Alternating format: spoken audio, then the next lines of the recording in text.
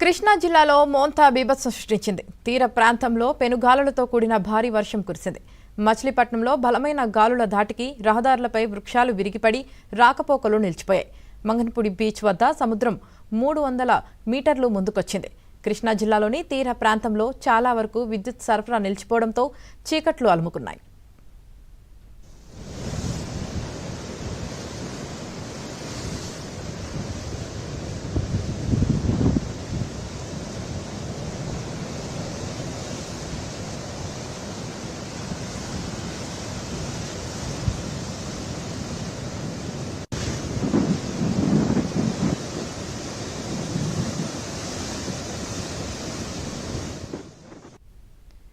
ఉమ్మడి పశ్చిమ గోదావరి జిల్లాపై మోంతా తుఫాన్ విరుచుకుపడింది. పెనుగాలులతో తీర ప్రాంతాన్ని వణికించింది.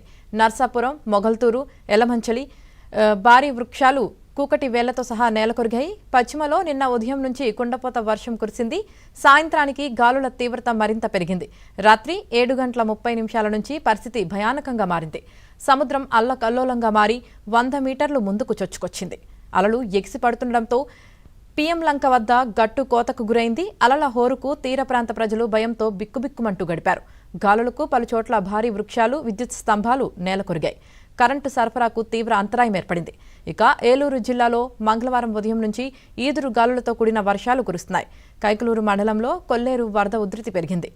ఈ జిల్లాలో ఏర్పాటు చేసిన 82 పునరావాస కేంద్రాలకు ముంపు ప్రాంతాల ప్రజలను తరలించారు.